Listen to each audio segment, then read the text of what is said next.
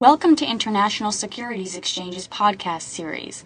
Facilitated by renowned educators, ISE podcasts are intended to teach beginning as well as seasoned investors the ins and outs of trading. To find an updated list of podcasts, please visit www.ise.com/podcasts. Please be sure to listen to our important message following this episode regarding the risks of investing in exchange-traded options. Okay, it is 4:30 in New York right now. Thanks to everyone who is joining us this afternoon. Welcome to the webinar. Today's session will be hosted by Patrick Ceresna, who will be teaching us about trend identification for ETF trading decisions. Patrick Ceresna is the Chief Derivative Market Strategist at OptionSource.net and is the author and editor of the Stock Rental Business and Risk-Free Trader newsletters. He's a chartered market technician, derivative market specialist, and Canadian investment manager by designation. Prior to joining OptionSource.net, Patrick attained 10 years of experience working at major financial firms in numerous trading roles, including trading of large fund dedicated exclusively to options trading. So we're going to go ahead and turn it over to Patrick if he's with us right now. Oh, looks like we have a sound issue. I think Patrick is going to have to join us in a few minutes. If those of you who are with us right now can just sit tight, I think we just need a couple of minutes to make sure he's back on. Oh, there we go. Oh, perfect. Okay, Hi, how great. are you? Yep. Doing great. All right. So we've introed you, Patrick. That's good. No, just had a little issue there with the phone in, but that's okay. How's everyone doing today? That's good. If anyone can just confirm that the audio is coming through clearly, I'd appreciate that. And we're going to get things underway on discussing the trend identification for ETF trading decisions. Thank you very much for having me on today, Katrina. And so what I wanted to do was take some time to help all of you learn some basic techniques for understanding how trends work and how one can make trading decisions within the process of trading. As always, we just need to put on a disclaimer in there that even though I'm talking about some relevant stock charts, none of this should be construed as advice, and you should consult your own financial advisors for any direct advice. What I wanted to just talk to everyone about here was the idea of using this technical analysis across overall throughout the entire financial industry. You can basically even suggest that even 95% of the financial industry uses fundamental analysis for determining their stances on the marketplace.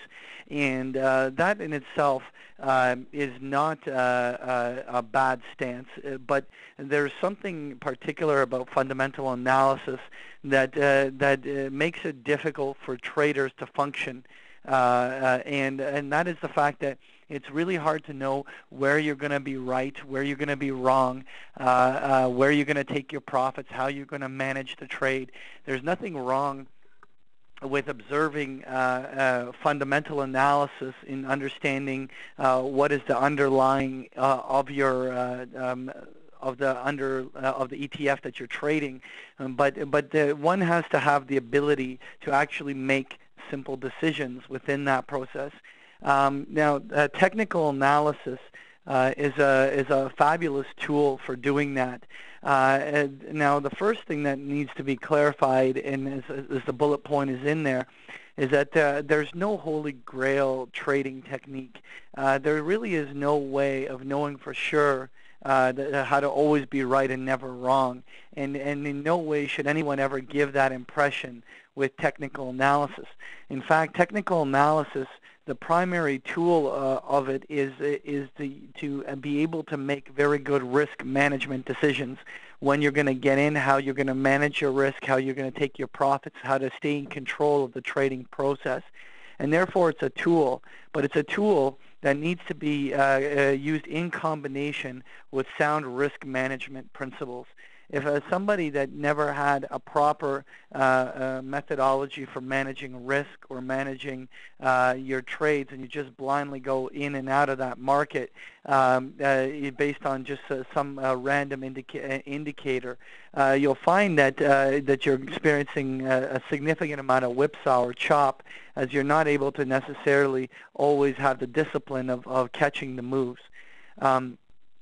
So the objective of technical analysis, therefore, really is to identify trends and to identify support resistance.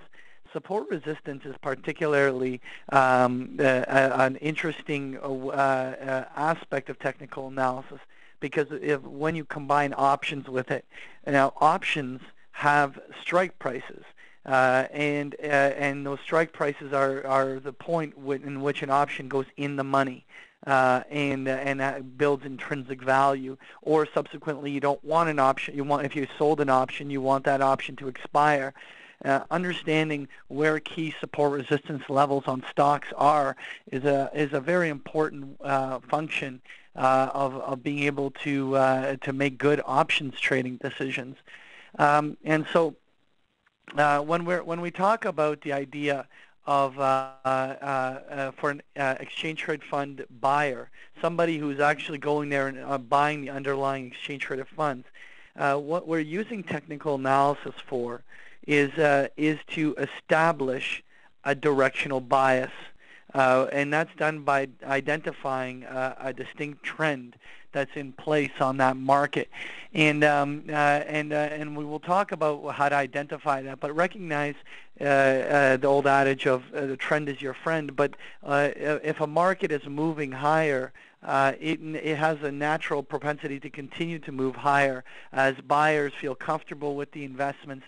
More and more people see that it's doing well and it attracts them. It's almost like a self-fulfilling prophecy that allows trend to work. And if you think about some of your favorite stocks or ETFs, when they start moving in that trend, just think psychologically how you feel about that stock, and then just imagine that all investors are feeling that. And so that creates, it's almost like a self-feeding mechanism that allows the stock to keep building upon the momentum that it's already got underway. So then what we have to do is also use that technical analysis to determine a strategic entry point.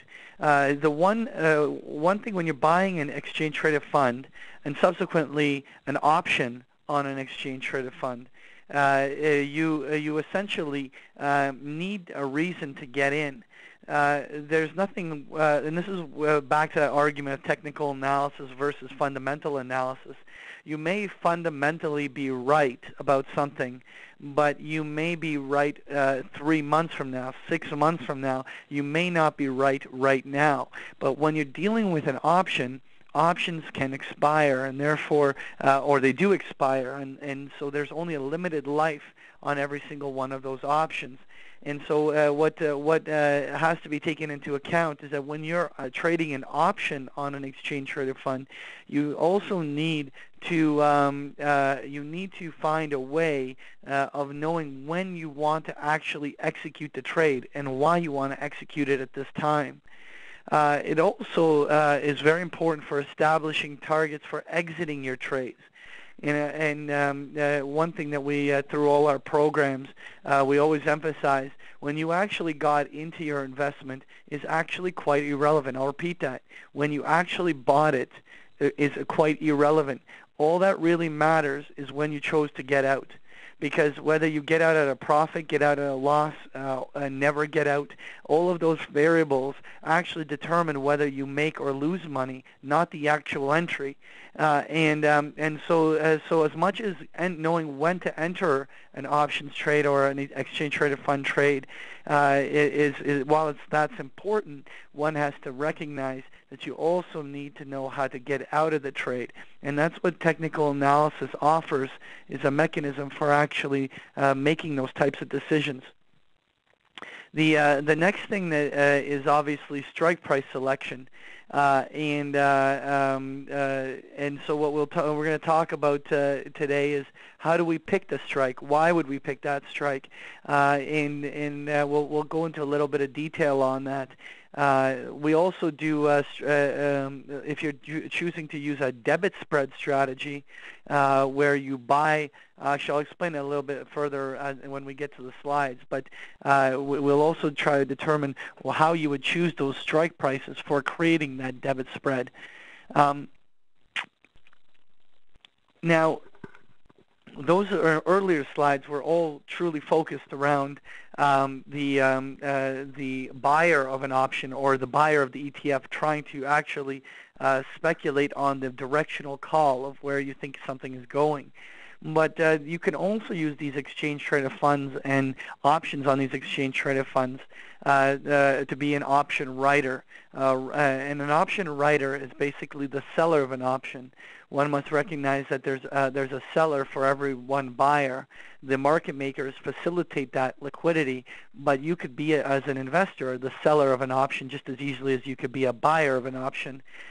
Essentially, when you're a seller of an option, you don't have an unlimited amount of profit potential. When you sell an option, your profit is more or less limited to the premium that you collected for having sold that option. And therefore, the most important thing in being successful at selling options is the idea of using it to establish a directional bias to know whether you want to sell puts or do covered calls or something on a stock. But you also want to know where the support resistance is. If you, let's say, wanted to sell some naked calls on an exchange-traded fund, you want to know where those upper levels are, where the ETF is likely not to trade up to. And so we want to talk about strike price selection for that option writing, as well as the strike price selection for doing credit spreads and so on. And so we're gonna cover that all today as we go along here.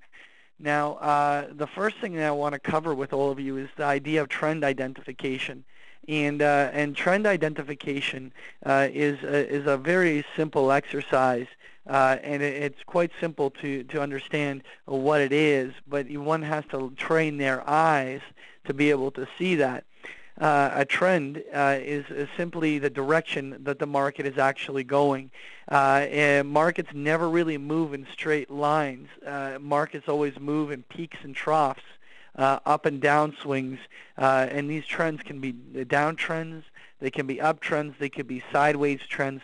There's a whole array of different trends that one can have.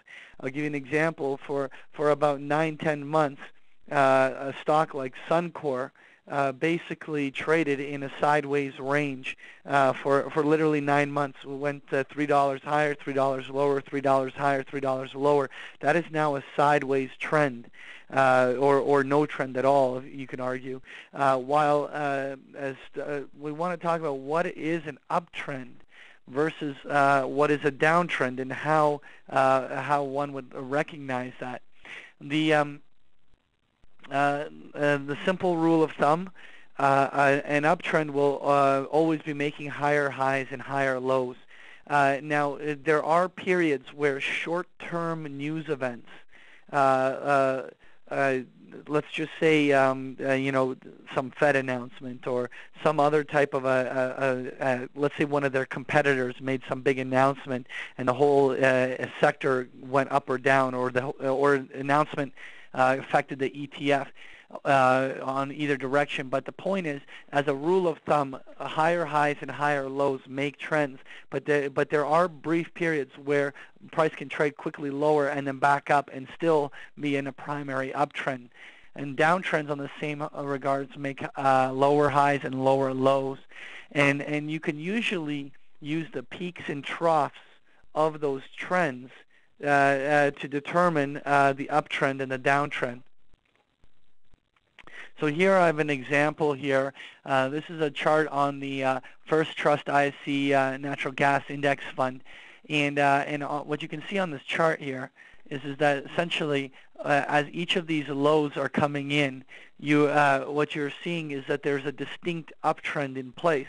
Notice here, every peak, every trough well, every high comes at a higher high, and every trough bottom comes at a higher low, and it follows that sequence all the way up until eventually the trend breaks.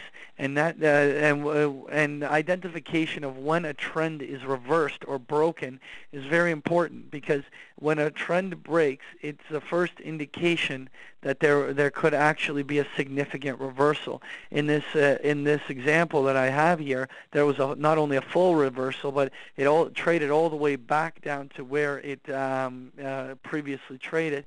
So think of it this way: if you were just bullish natural gas and you bought this exchange traded fund, if you let's say even bought it back at that $18 price, right near the lowest point, all the way to the left-hand side of that chart, and you held it all the way up, and you ended up riding it all the way to $32, and essentially we're literally sitting on 80-90% profit on your ETF. If you did not actually have a method for taking those profits using some technical approach, you actually would have ridden this ETF all the way back to break even. Now, psychologically think of what it would mean for you to at one point have been up 80+% and then being back to break even because you just were not willing to sell it at any one point. That psychological barrier has to be overcome, and technical analysis gives us a mechanism from which to make a simple decision rather than having to make it fundamental. And if you make a decision fundamental, then you have to be doing all this digging to justify why something like this is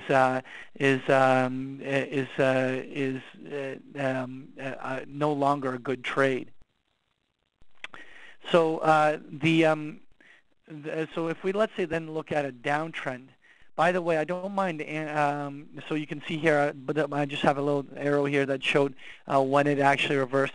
If anybody has any questions along the way, I have absolutely no problems answering questions during the presentation. So so please feel free to ask away any questions if there's anything that you'd like to ask. So the next thing I wanted to talk about was the idea of a downtrend and subsequently when a downtrend reverses. If you, let's say, are identifying on this chart, you can see there's a sequence of lower lows that are being made and lower highs.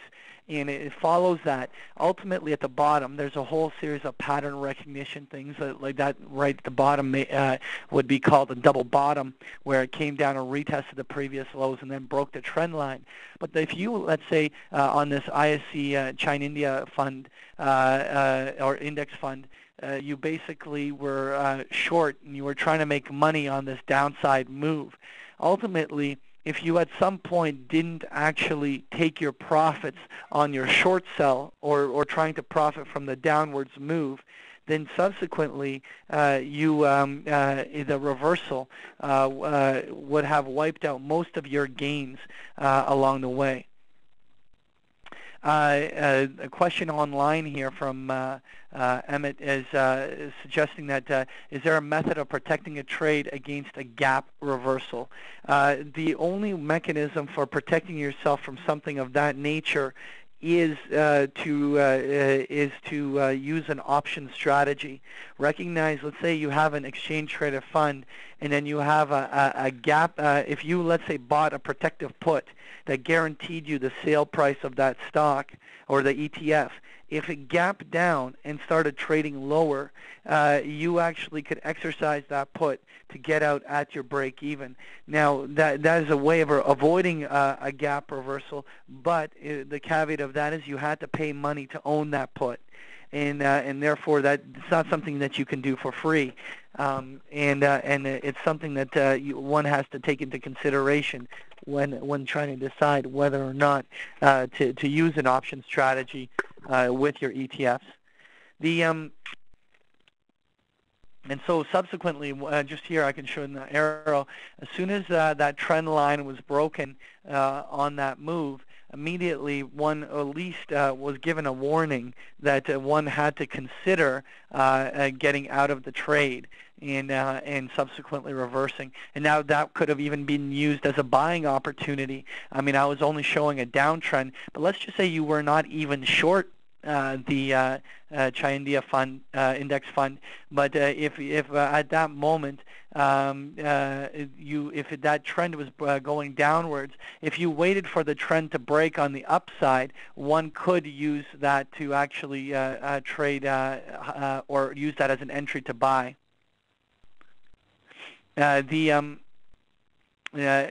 Nick, I'll answer your question in regards to studies and stuff like that at the end. That's something that's not directly relating to one of the charts. So if you don't mind, we can basically, unless it's something directly on to a slide that I'm talking, then I'll give you guys some time at the end to ask those types of questions.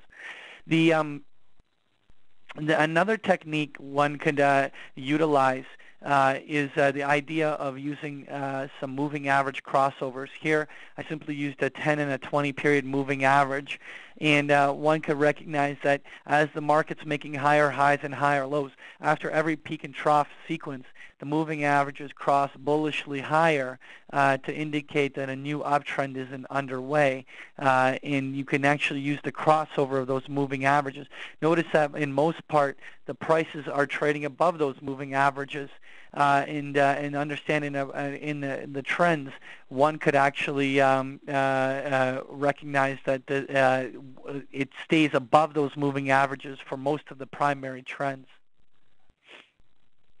Now, these here we're using exponential moving averages just to answer the question from Francis. But again, you know what?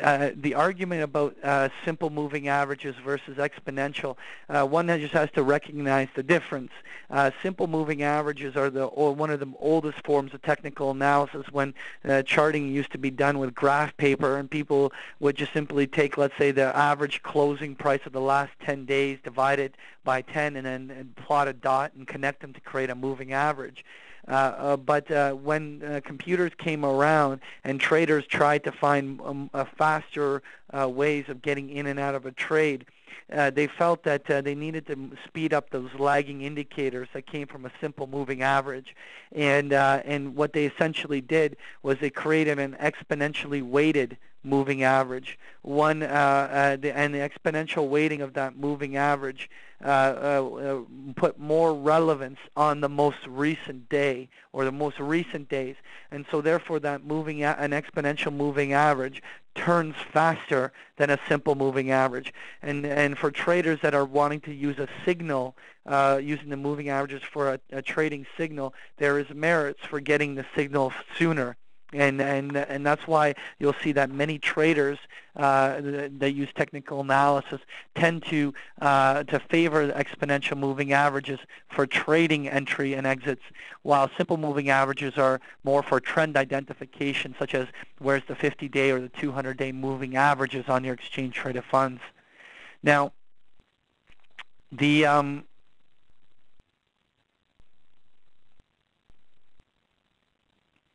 so you can see I just circled here each time that those moving averages crossed up bullishly, and every time it did, it started again the next leg of a new uptrend along the way. So, so the next thing I want to talk about is the idea of utilizing support and resistance. And support and resistance is interesting because we as investors make psychological benchmarks as to what levels we think is relevant. So, for instance, a lot of people will say, well, you know, every time Apple trades down to $320, I buy it. You know, why does an investor say something like that? It's because they've seen that stock down there before, and they view that that's an opportunity to buy it again if it gets down there, and therefore it creates support resistance zones in the process of investing. And so what's particularly important about support resistance is it's a very good mechanism for learning to understand where to take profits, where to get your entries, and where to do option writing, and we'll talk about that in a little bit more detail. So support and resistance identifies strength and weakness at certain price levels. Major lows where previous lows have occurred in the past tend to be considered support, while highs on the upside are considered resistance. And what you certainly can do is you can pivot off of the lows and the highs back and forth as you're trading along the way. Thank you for listening to our podcast. To find more podcasts on options, stocks, alternative markets, and market data, please visit www.ise.com/podcasts.